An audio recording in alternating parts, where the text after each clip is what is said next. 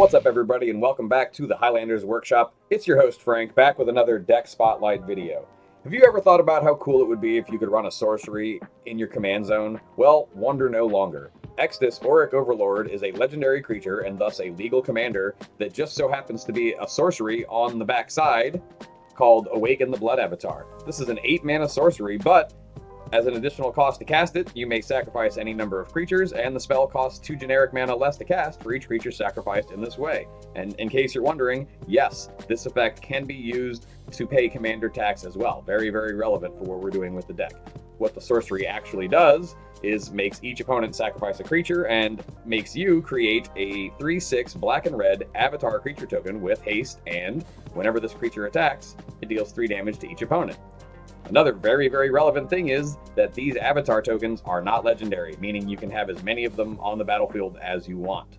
So the whole goal of my build for this deck is to jam this sorcery as much as you possibly can, making your opponents sacrifice creatures over and over again and spamming your own board with as many of these avatars as you can possibly amass. We're not concerned about Extus at all. I've had this deck for a little over a year now. I've played it at least 25 or 30 times. I've cast Extus exactly 1 time in the entire history of this deck. And that was just because I was desperate for a blocker, and I died the next turn anyway, so I don't even really count that. We don't care about Extus. He's a cool card, but that's not what we're built around. We are built around maximizing this sorcery. On top of the functional performance of the deck, I also want to talk philosophy for a second. The idea that I had in mind when I designed this deck was basically, what if I had a deck that was purely focused on doing the craziest, splashiest, greediest plays that I can possibly get away with? We're not too concerned with efficiency. We're not too concerned with a more conservative or reactive approach. The philosophy behind everything in this list is to just go big or go home. And this is a philosophy that I carry over not only into having designed the deck, but every time I play it.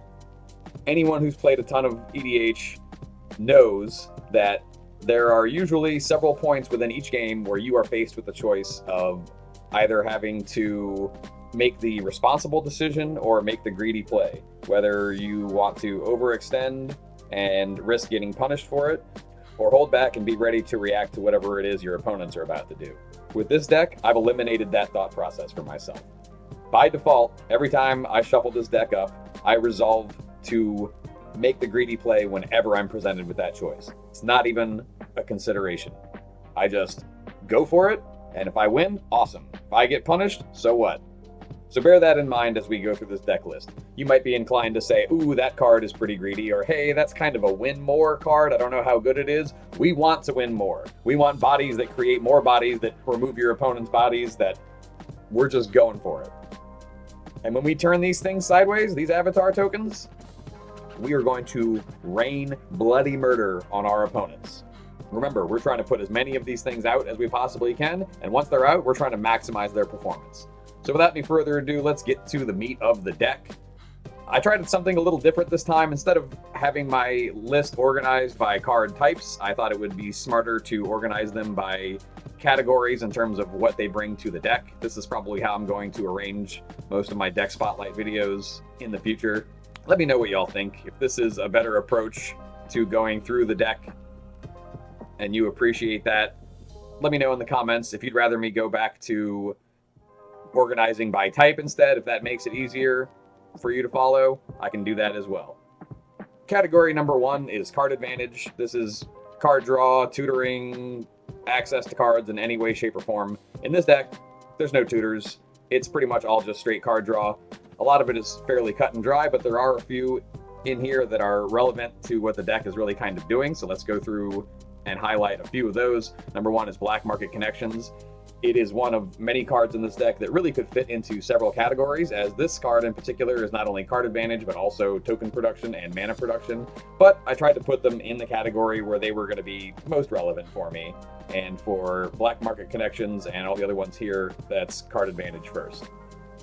Blood for the Blood God. Speaking of greedy cards, this is a mega greedy card. at a base mana value of 11 mana. However, since we are sacrificing a lot of creatures with our deck and making our opponents sacrifice a lot of creatures hopefully too, we can take advantage of the top line of text on this card, which says it costs 1 less to cast for each creature that has died this turn. Then you discard your hand, draw 8 cards, and deal 8 damage to each opponent. So this is basically just a one-sided wheel that blasts your opponents in the face, and happens to fit perfectly in this deck, not only because of the name, but because of how the deck performs. Then there's a handful of cards like Village Rites, Plumb the Forbidden, Corrupted Conviction, that take advantage of the fact that we're going to have a lot of disposable bodies on the battlefield to efficiently draw cards. Krav the Unredeemed is in a similar boat. I'd like to spend a moment on this card though because of how heavily disrespected this card is. I looked on EDH Rec and saw that Krav is in 0.4% of all commander decks listed on EDH Rec. Not 4%, 0.4%, less than half of 1%. And I think that this is a card that should be in pretty much every Aristocrats deck and every Tokens deck that runs black. Allow me to make my case for Krav. Sure, it's not a free sack outlet. You do have to pay 1 black mana to activate it. But once you pay 1 black, you still get to sacrifice any number of creatures to it. So as opposed to a free sack outlet like Viscera Seer, where if you want to sack 10 creatures to Viscera Seer, that costs you 0 mana. If you want to sacrifice 10 creatures to Krav, that costs you 1 mana. You can't pay 1 more mana for an infinitely better effect? What am I missing? Let me know what you think about Krav down in the comments. For the life of me, I can't understand why more people don't play this card. We also have a couple of cards in Mentor of the Meek and Skull Clamp that are just extremely, extremely efficient card draw engines for any deck that's putting out a ton of small bodies. And then, of course, give a little shine to Overmaster. I feel like this is probably a card that only ever sees play in CEDH, and I don't even know if they play it there. I don't pay enough attention to what's going on over in that neck of the woods. But when you have a sorcery as your commander, like we do, then this is a neat little red cantrip that makes our commander uncounterable. So when you just really need to shove through that Blood Avatar, precede it with Overmaster.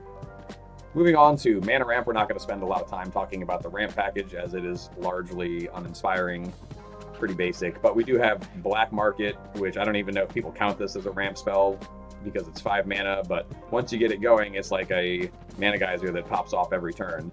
And then there's also Primal Amulet, another one that I'm not entirely sure if people would consider this ramp. It does reduce the cost of your instants and sorceries, and then eventually flips into a land, which is straight up ramp, so I count it.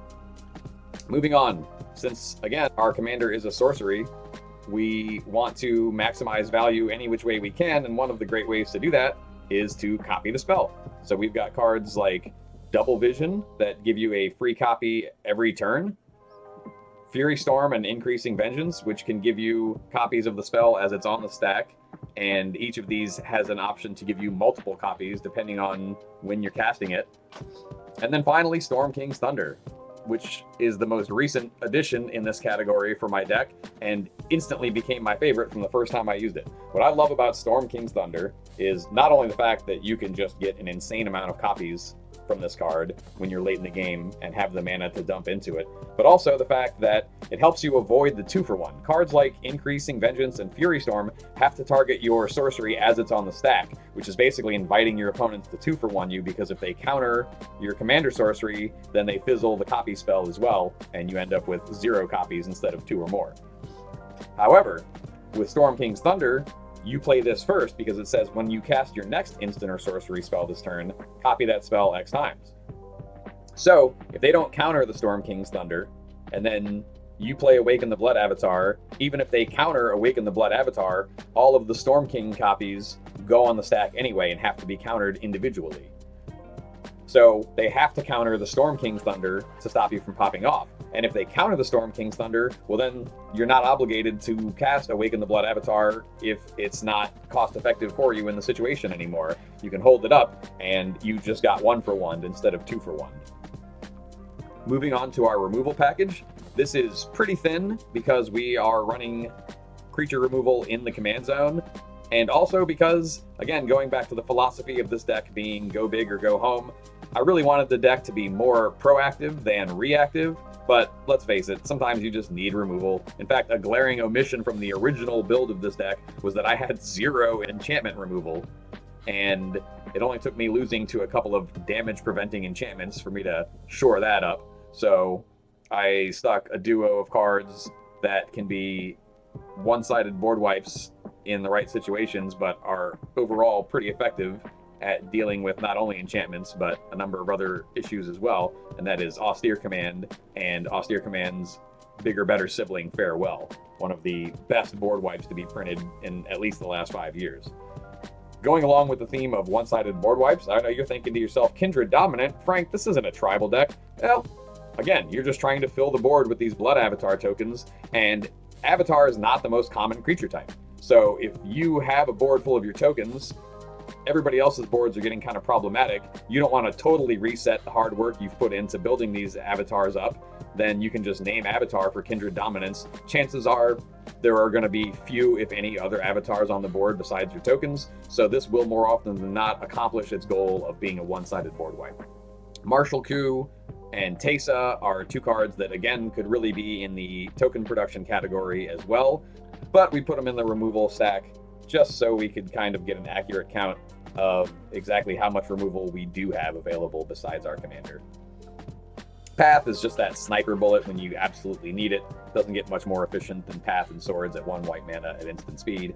And then finally, Urborg Justice, a card that sees basically no play, but these are the cards that I like to sneak at least 1 or 2 of into every deck I build. I like to find a card that doesn't really shine except for in a very specific circumstance and make it shine.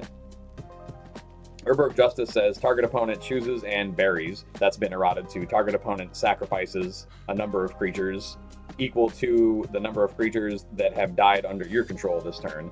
So this is sort of an emergency outlet. Let's say that 2 of your opponents just can't deal with the constant sacrificing that you're making them do with Awaken the Blood Avatar, but that 3rd opponent is going wide with some kind of weenie deck or token deck, and they've got the bodies to keep up with you. Well, now when you sacrifice 4, 5, 6, however many tokens you need to sacrifice to Awaken the Blood Avatar, you can follow that up with the Urborg Justice, and now you've got them sacrificing 5, 6, 7 bodies instead of just the 1. That might be a little harder for them to deal with.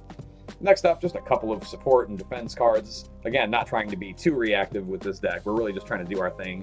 But we got Soul Warden. Again, we're just spamming bodies with this deck. And she is also a little 1 mana body that we can sacrifice to the Blood Avatar if we really need to when we're done gaining life. And then, of course, Rootborn Defenses. Once we've built up that board, we really want to keep it out at all costs, so being able to make your creatures indestructible is pretty huge. And this has the added bonus of populating in the process. So not only do you not lose the avatars that you already have, you gain 1 more. Up next, we have the most relevant category in this deck build, and that is the token creation. The most effective way to shove Awaken the Blood Avatar as many times as we possibly can is to find the cheapest, the most efficient, and also the splashiest and most grandiose token production that we can find. And let me tell you, we've got a lot of premium options in this deck. Starting off with Anointed Possession, which, yes, does not create tokens on its own, but every time you create tokens with anything else, it matches that, so I count it as token creation. Benevolent Offering can gain you life as well. It does require you to be kind of nice to your opponents, which we're not really trying to do here, but the cool thing is that you can split this effect up. You can choose 1 opponent to create the 3 flyers, and then you can choose a different opponent to gain 2 life for each creature they control. So if someone has 1 or no creatures, you can just choose them for the life gain, and then you can give 3 flyers to somebody else that you don't really feel threatened by. Bitter Blossom, just good early efficient token production. Burn the House Down could also go into our removal category, because it does have a mode that deals 5 damage to each creature and each planeswalker. A notable amount, since our avatar tokens have 6 toughness. That was definitely on purpose. But it's in this category because it also has a mode that creates 3 devils for you. Now, 3 bodies for 5 mana is not the most efficient. As you'll see, there are a lot of cards in this category that definitely exceed that ratio, but the versatility of the card makes it worth running. Call the Coppercoats. This is another good card where if your opponents are keeping up with the sacrificing that you're making them do, if a lot of them are going wide, then you can use Call the Coppercoats to regain the advantage, because you will automatically match each opponent's total creature count for each opponent that you manage to target with Call the Coppercoats. So if your opponents are staying on par or even getting out ahead of you, this is a great balancing card. Chandra, Acolyte of Flame, one of the most effective, repeatable token creators in the deck. Yes, Planeswalkers are a little difficult to protect in Commander, but if you are constantly gobbling up your opponent's creatures and putting out swaths of blockers as well, you can keep Chandra up. And 2 free bodies every turn is going to allow you to cast Awaken the Blood Avatar almost every turn, provided that you are hitting token production at least once every other turn aside from Chandra. Endrixar, Master Breeder, is a great card in here. We don't have a lot of creature spells actually in the deck. I think there's only 17 or 18. But Endrixar says whenever you play a creature, you put X 1/1 Black Thralls into play, where X is that creature's mana value. He has the drawback of whenever you control 7 or more Thralls, you have to sacrifice Endrixar. But as we are probably going to be sacrificing those Thralls as quickly as we make them, chances are you'll be able to keep Endrixar alive pretty long, as getting to 7 Thralls is not something that we really want to be doing in this deck. Entrapment Maneuver, another card that could be removal, but can also be pretty effective token creation at instant speed, no less. If somebody's attacking you with 1 or 2 pretty large, scary creatures, you can make them sacrifice one of those creatures and create X/1/1 soldier tokens, where X is that creature's toughness. So this is nice because this is reactivity that quickly turns into proactivity, which is, again, what we are trying to focus on. Hordeling Outburst, anything that's giving you at least 1 body per mana is going to be highly efficient in this deck. Here's the reason we love that ratio in this deck. Because at 1 body for 1 mana, a spell no longer costs the amount it actually costs. It gives you the amount that it costs. Let me explain. Hordeling Outburst, 3 bodies for 3 mana, right? But each of those bodies reduces the cost of Awaken the Blood Avatar by 2 mana. So on a blank board, Awaken the Blood Avatar costs me 8 mana to cast. If I cast Hordeling Outburst, now Awaken the Blood Avatar only costs me 2 to cast. So I spent a total of 5 mana, 2 for the Awaken, 3 for the Hordeling Outburst, instead of 8 mana. Once you go below 1 for 1, that starts to balance out really quickly out of our favor. For example, 2 bodies for 3 mana. Let's say Hordeling Outburst only gave us 2 tokens instead of 3.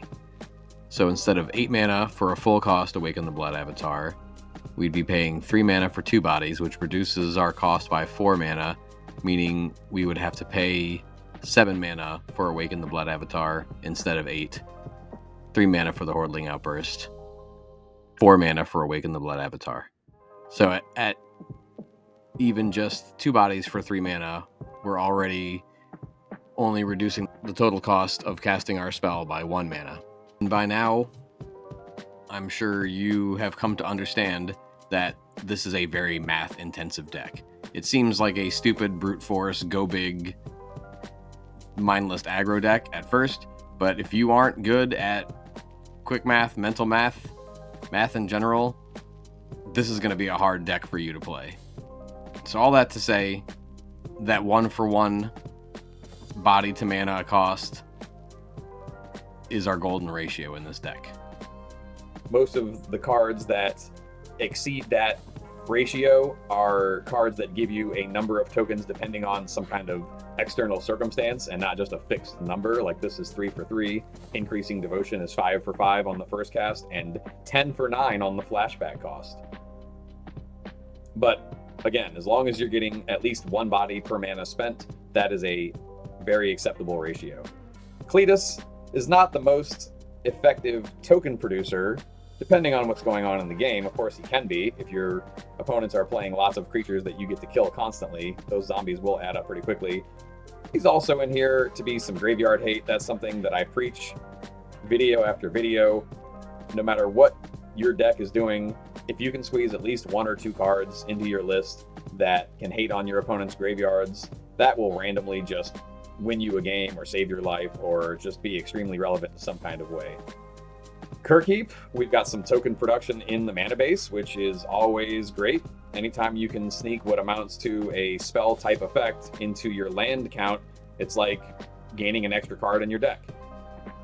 Legion's Landing, 1-for-1 on the body creation, and it also flips into a land, so this could in a way be considered a pseudo ramp card. It's not too uncommon for you to get 3 or more bodies on the board fairly early in the game, and all you have to do is attack with them, not even hit with them, to flip this thing over. So an early suicide attack just to get this flipped and start with the token production on the backside.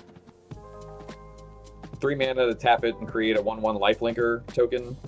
It's pretty solid. Most lands or other repeatable effects that just say pay mana and tap this to create a body are going to ask you to pay at least 4. So 3 mana and tapping it is not bad. Lingering Soul's more repeatable token creation. It's not quite 1-for-1 on the original cast, but it is 1-for-1 on the flashback cost. Mog War Marshal, another just cheap token producer, getting bodies on the board early for that early blood avatar. Myojin, the complete opposite of that. This is a late game bomb to fill your board with bodies. Sure, it's 8 mana, provides 1 indestructible body on its own, but you can remove that indestructible counter to create a 1/1 colorless spirit token for each permanent you control. Yes, including your lands. Every permanent you control, you create a token for it. Clearly, with what this deck is trying to do, your permanent count is going to get pretty high pretty fast. So Myojin is a card that can snowball your entire board situation for the not altogether unreasonable price of 8 mana. Ophiomancer, another repeatable token creator. Nice thing about this is that the token has Death Touch, making it a pretty sweet blocker, and Ophiomancer triggers on each opponent's upkeep. So if you had to block with that snake on player A's turn, when player B untaps, you'll get the snake back. Release to Memory, more graveyard hate that also creates creature tokens. Singer Autocrat, an oldie but goodie, 4 bodies for 4 mana, so we're in keeping with the golden ratio. Siege Gang Commander does fall 1 short of that, it's 4 bodies for 5 mana, but the commander presents you with a little additional benefit of being able to sacrifice those goblins and fling them at annoying little creatures if you really have to. So Kanzan, more token production in the mana base, although you do have to discard this to get the bodies, so it's not like Kirkheap where you get both the mana production and the creature creation option. But when you're late in the game and you are tired of ripping lands and you top deck Kanzan, at least you know you can get some bodies out of it instead of it just being an empty draw. Zat's Will, I do go back and forth about whether I should keep this card in the deck or not, since we're never playing Extus, meaning that we never get to choose both modes with this card, since we never have a commander on the battlefield. But this card is really only in the deck for the token creation anyway, and it also happens to be Graveyard Hate, which is pretty nice, so it's stuck around so far. Visions of Glory, another potential late game banger that sort of snowballs off of what your board already looks like. But again, we're going big, so get big and go even bigger. Create a 1/1 white human token for each creature you control, and then it also has flashback. And finally, Weaponcraft Enthusiast, another one of our golden ratio cards that, assuming you choose the servo mode, which we do every time with this card, you get 3 bodies for 3 mana. Moving on to the mana base, there's nothing too relevant in here aside from Boseiju, which makes our sorcery commander uncounterable, and the lands that we highlighted above that give us token creation. I guess if you like something like Spine Rock Knoll, that's fine too. We are dealing a lot of damage with this deck, so reaching that 7 damage threshold is not very difficult. And then finally, we've got a list of what I call win conditions and high synergy cards. Really, I consider everything in here a potential win condition except for Intangible Virtue. I don't think this card is usually going to win the game on your own. It's just high synergy because even though we're going to lean towards making the aggressive, splashy play pretty much every time, it's a real feels bad situation when you do have to choose between turning all your blood avatars sideways to do what we were born to do with this deck and just keeping them back for defense because one or more of your opponents has brutal crackback showing on the board. With Intangible Virtue giving your creature tokens vigilance, you now do not have to make that decision. You're free to swing and get your attack triggers, and it buffs them a little bit too. It's an Anthem, so can't go wrong with that. The rest of these I do consider real win conditions for the deck, because our stated goal of spamming the board with those Blood Avatar tokens is going to be heavily magnified, starting with cards like Aurelia, Gratuitous Violence, and Ishin. Multiple combats, multiplied attack triggers, and multiplied damage are all going to greatly maximize the effect of our Blood Avatar tokens. All three of these essentially double the damage of what you're doing. Elesh Norn is just one of the great standalone win conditions for any creature deck, in that not only does it double buff your entire board, it's a double Anthem, it also -2s all of your opponent's stuff, which means eliminating all the riffraff in terms of 1 and 2 toughness creatures that could potentially get in the way of your Blood Avatars, and also shrinking whatever is left by 2, thus meaning that favorable combat exchanges are going to be all the more likely for you, even if your opponents can still block. And then finally, Gired's Belligerence. This is not a super common card. It came out of one of the commander decks, I believe, from Ikoria. It's a mana sink that's removal on the surface, lets you pay X in addition to double red to deal X damage divided any way you choose among any number of target creatures. But the real reason it's in this deck is because whenever a creature dealt damage this way dies this turn, you get to populate. So the idea is, if one or more of your opponents is going wide with a bunch of 1/1s, then you can pick them all off with the Gired's Belligerence, and you get to populate an extra Blood Avatar token into play for every creature you kill. And then, of course, you have the emergency option of the fact that this card is not limited to your opponent's creatures. So, since we are making a bunch of 1/1s anyway, you now have the option, instead of making a bunch of 1/1s to sacrifice to create one Blood Avatar token, you can make all the 1/1s and then blow them up to create an amount of Blood Avatar tokens equal to the number of cards you just killed. Gired's Belligerence might not look like anything special, but I can tell you from experience, this is one of the cards that I've used to achieve a critical mass of avatars in more than one situation. Speaking of, you may be wondering by now, Frank, how many of these avatars are we talking?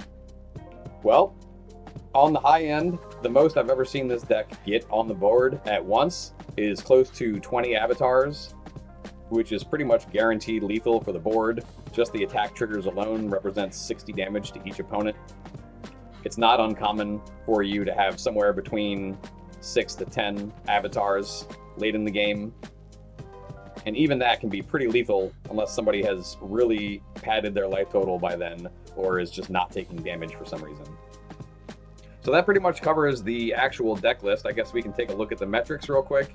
I'm actually kind of surprised that we have as many spells as we do at 5 mana or less. There are obviously a few more that are quite expensive, but again, we're not too concerned with efficiency in this deck.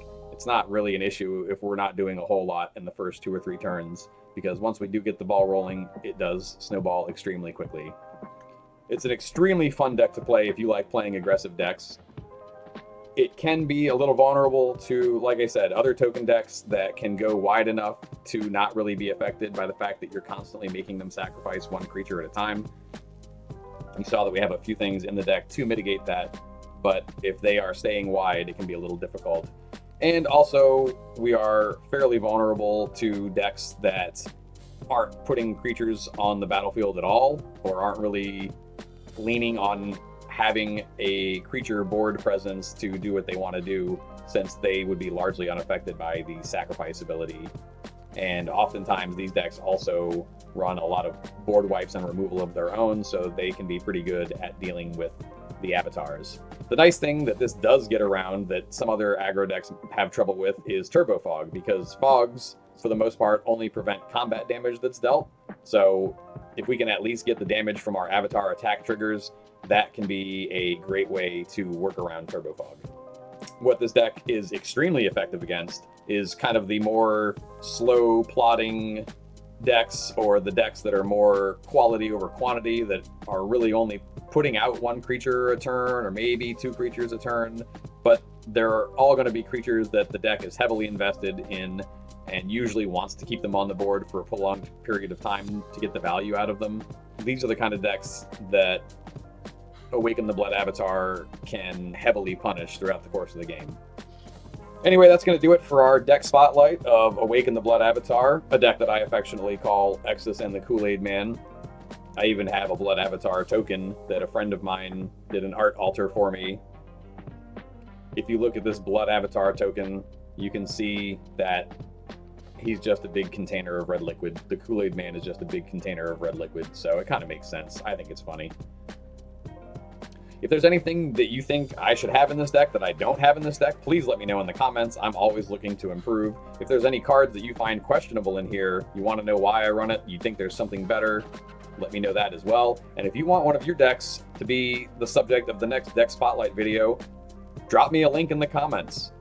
I will take a look at every deck that gets linked to me, and if I see something interesting, unique, or just plain spicy that I want to cover, I'll reach out to you. We can hop on Discord, make one of these videos together and talk about your deck, or I can go at it solo like I did today. But either way, if you want to bring your deck into the workshop, get at me. I've been your host, Frank. Thanks for tuning in. Don't forget to like and subscribe, and I'll catch you on the next video.